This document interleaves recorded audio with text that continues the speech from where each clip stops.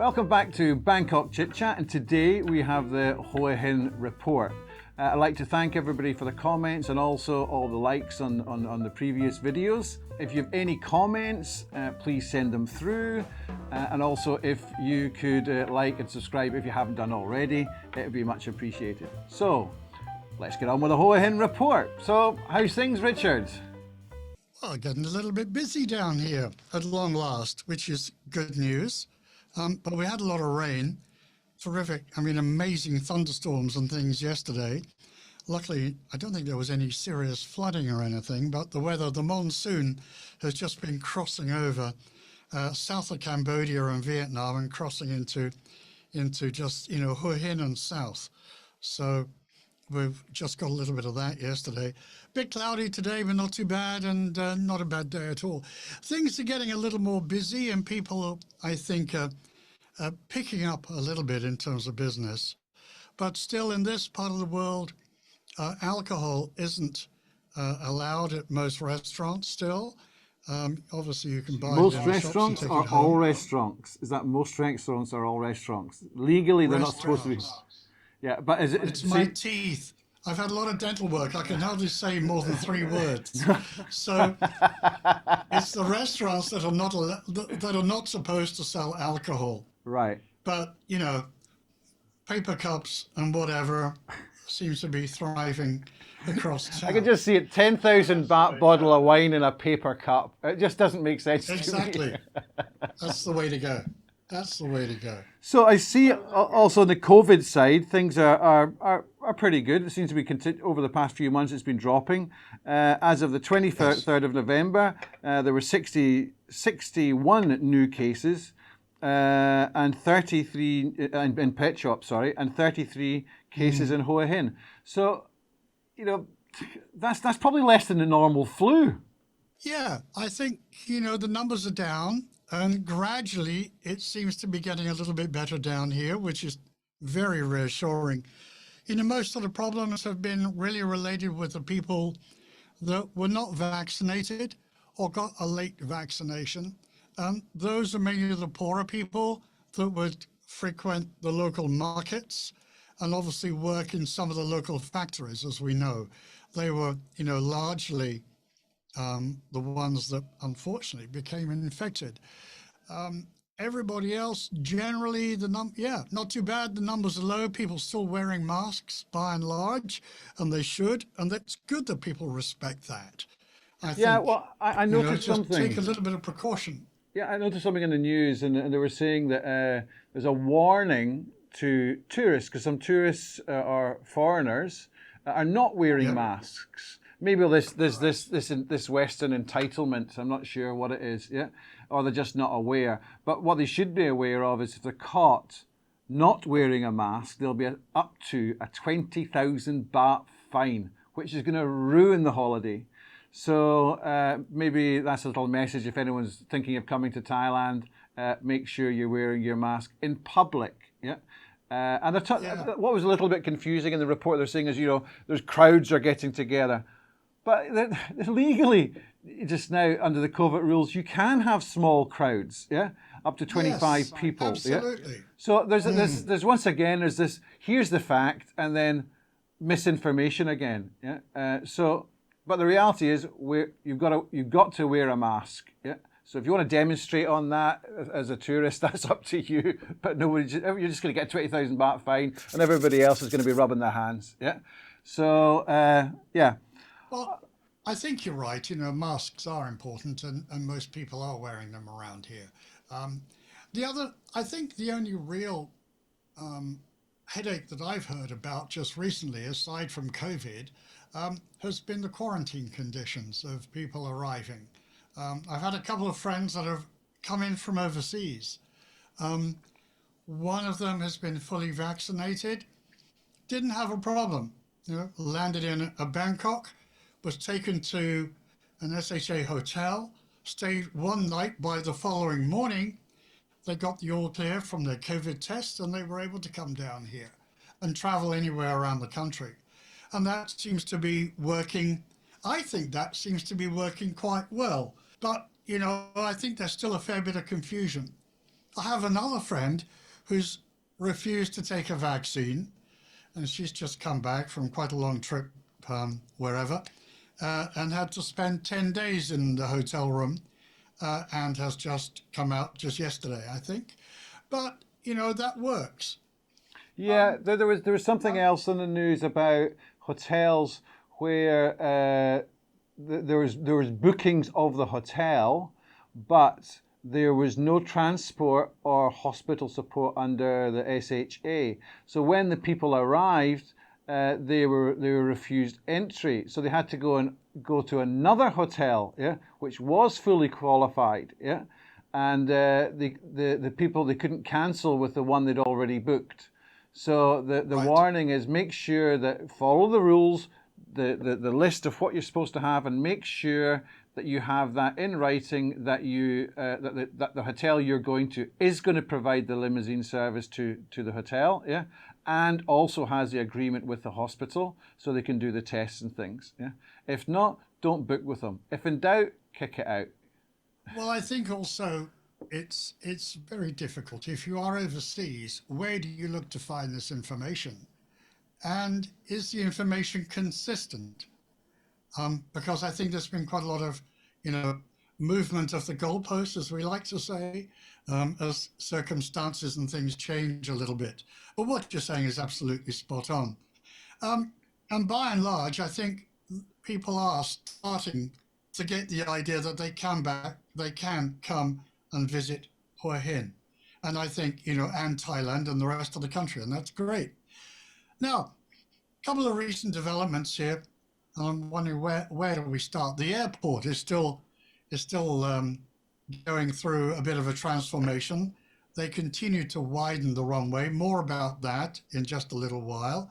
Well, let's actually get straight on with that airport thing. I was lucky enough to meet up with John LaRoche, who's the CEO of the Phoenix Aviation Group here in Thailand. Um, and that group is spearheading the transformation of Hua Hin Airport, and is basically in touch with the overseas airlines that want to come and fly direct into Hua Hin. So there are two things on the go here.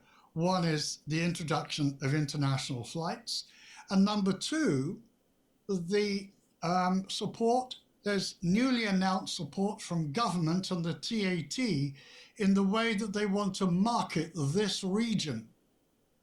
And John told me a little bit about it. Let me just play you a little bit of a chat that we had the other day. This is John LaRoche, and I asked him how things were going at the airport.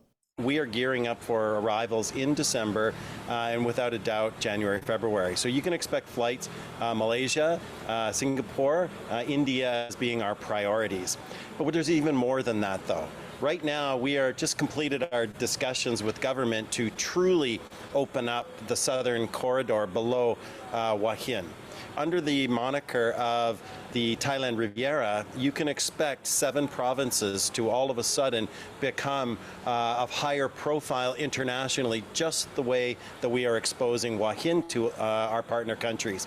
You can look for activity to begin in Champaran, Suratani, Ranong, and then slightly north into Phetchaburi as well.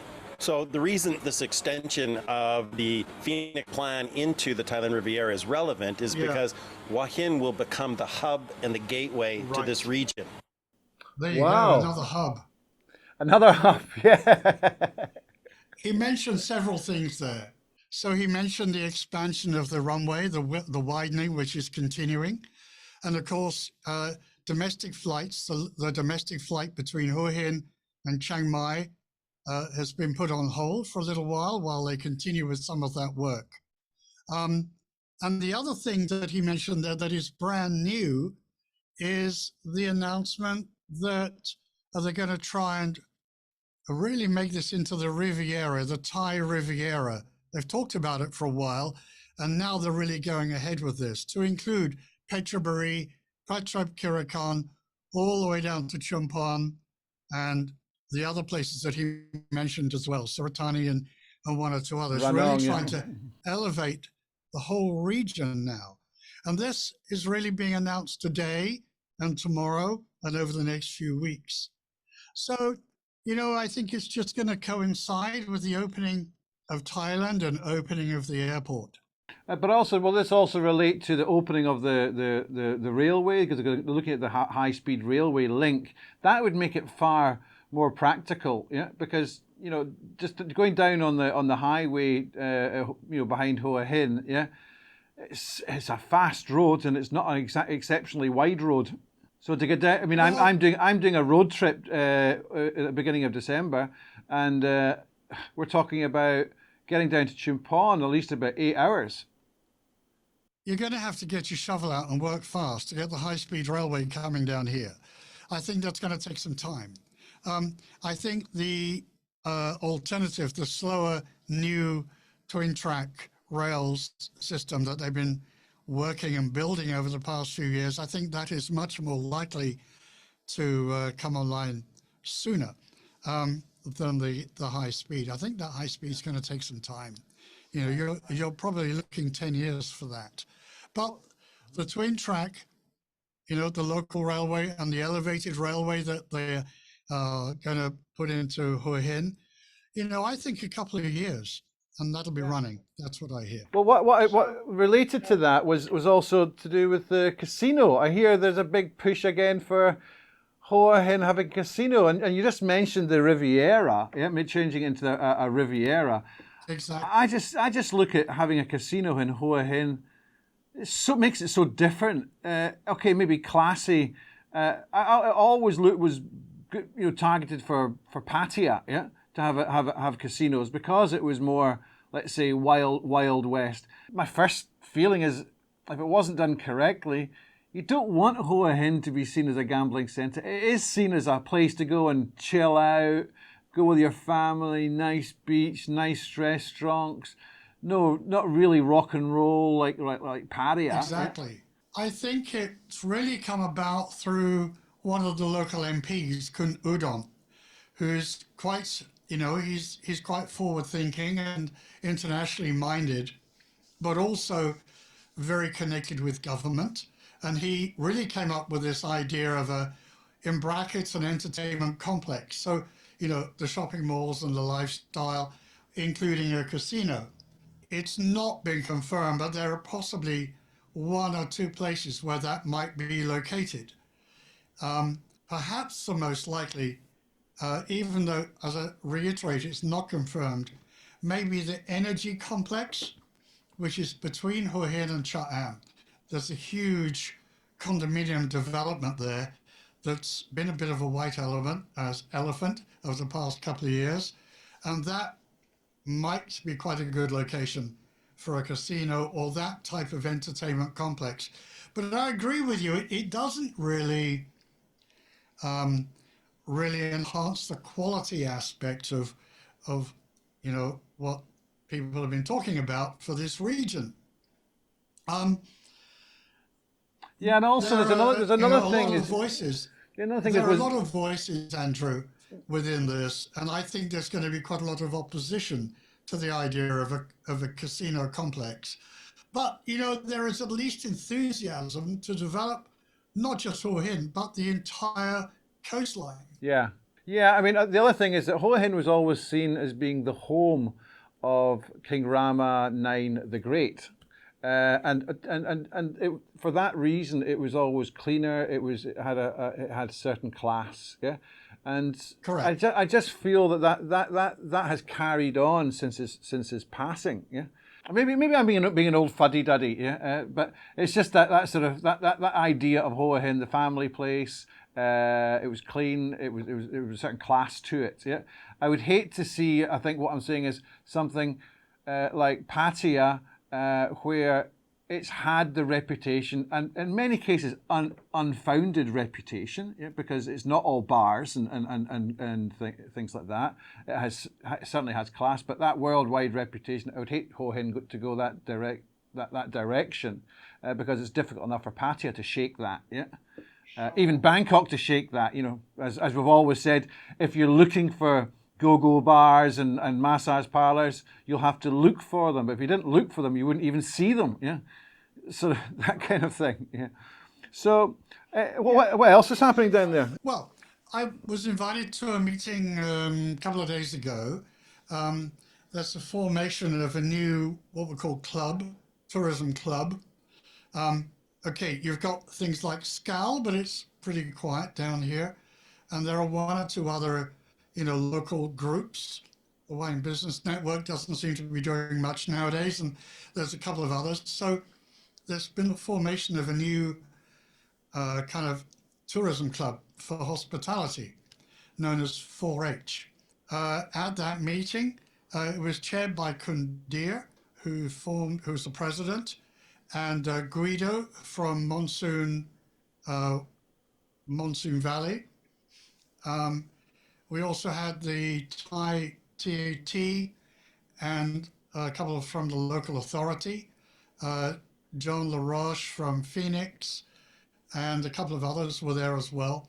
And it was interesting because, we really want to see how Hua Hin is going to be promoted over the next coming, months and years. And it was very interesting and really surprising that one of the new head of the TAT down here said, well, actually, they've been discussing the idea of having sexy Hua Hin. And immediately we thought, oh my gosh, this is really not where we want Hua Hin to be. What about the royal heritage and the wonderful traditions that Hua Hin is renowned for? So we spent quite a little bit of time communicating the fact that, in one sense, Hua Hin could be quite sexy, but is that really right for the family? And the connotations that go with that are not really Hua Hin. So Yeah. we finally were able to get this message, I think, clearly across to the TAT that perhaps this might be a mistake. Well, you actually have that. You have a particular area within Hua Hin, which there are lots of groups of bars and things like that. But it's quite small. Yeah, there's quite a few bars there. But once again, if you weren't looking for it, you wouldn't find it. Yeah. You're looking at it from the Westerner's point of view. The Thais were looking at it from, isn't it cool to be sexy and trendy? And then this cool new area that they're calling Hua Hin. And that's the way that they were looking at it. They didn't think about the sexy bars, Right. which is the way that foreigners think about it, right? It's a change of dynamic. It's a change of perception. And they were just looking at it from, isn't it cool to be sexy in a cool area? So could we turn around and say they were looking at it from a classy massage parlor as opposed to a go-go bar for the Western? Not a massage parlor, just cool to be in a trendy area. All right. Okay. And Okay. that, they think it's being sexy. So we advised them that this maybe was not the right thing. And in fact, Kamon Lak, who from Laxastuda, her family really were around and actually gave the name to Hua Hin all those years ago, 100 years ago. And she's very keen to see the name of Hua Hin remain historical and associated with the royal heritage that there is here. So yes, in a nutshell, I think there is going to be quite a number of opinions, for and against this casino idea, with a view to trying to keep Hua Hin as, the cultural side of Hua Hin going in terms of the royal heritage and all of that. So it'll be interesting to see how things progress over the next few weeks to months. Just to add to that, at this tourism club meeting that I went to, it was at the Banyan, All right. TJ, who runs a lot of the activities at the Banyan, and has also spearheaded the I Love Hua Hin program. I think there was quite an amount of interest to try and keep that side of things going and perhaps merge the I Love Hua Hin with this new group and see if we can spearhead a direction between people that are involved in the hospitality business here. So I think it'll be an interesting few months ahead as the airport's widened as they try and promote the Hua Hin Thailand Riviera. I think that's a great way to say it. Pratchwap. Yeah, It's a great way to say it, yeah. And I think they will start to push that.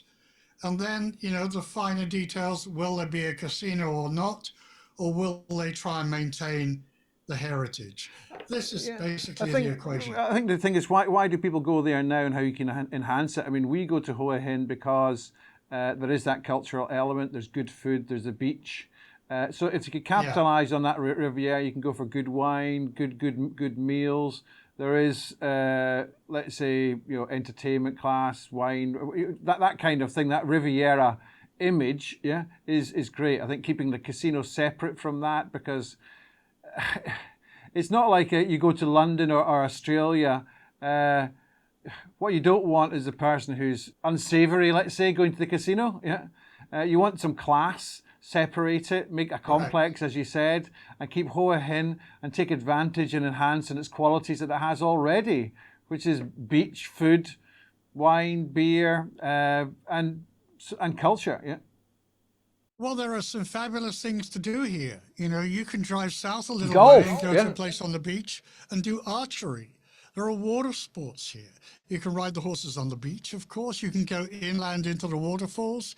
You can go just down to Samurai Ord and climb into the caves. There's a lot of stuff going on here if you know about them and if it's communicated. And as you rightly point out, the government has really said now for quite a while that they really want to attract the more mid to upmarket tourists here. And you can't blame them for that. So let's see how it goes. Yeah, I think it should welcome everybody. It's supposed to be the land of smiles. Exactly. On the Riviera. Yeah. There you go. Wherever. So is there any other news that you've got for us? Well, not really. I think this has been the main focus. Yeah. Really. Also, yes, the only other thing, conversely, is a few months ago we talked about a group giving food to the less fortunate. Well, just yesterday I was invited to the SOS Sustenance Foundation, and they are still preparing food to give to the needy people and the slum areas around Hua Hin, which are pretty well hidden, but they're still in need. So, if you're based around Hua Hin and you've got food and you'd like to donate food that's edible and usable, the SOS Foundation, if you Google SOS Hua Hin, it'll take you straight there. Scholars of Sustenance that'll love to receive some food that can be given to some of the poorer people around the region that are desperately in need. Yeah. Now, one little question is the general sentiment, and even from that point of view of traffic, etc. I mean, Bangkok's back to normal traffic now. It's pretty bad. Yeah. What is the general sentiment in Hua Hin? Is it positive? Is business picking up?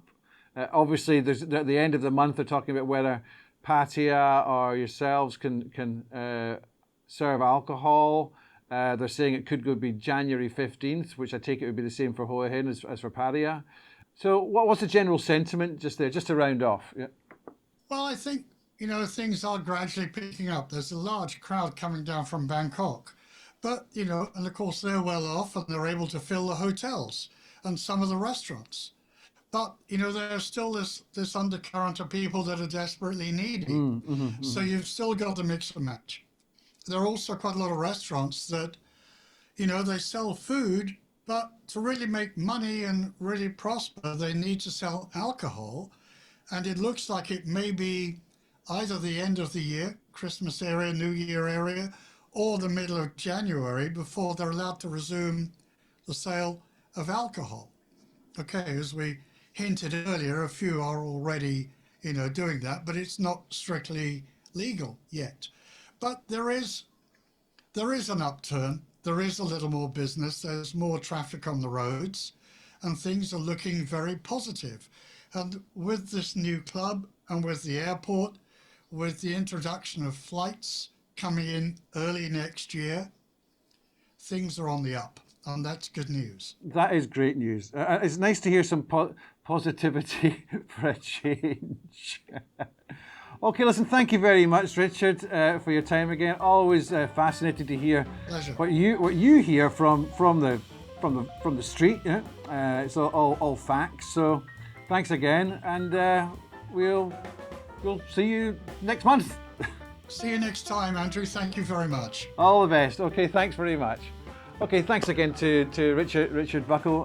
He runs the Surf 102 FM radio. If you want to listen to that, great music, great chat.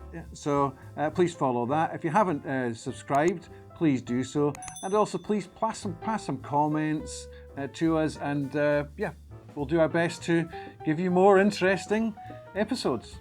See you later, and thanks very much for your time.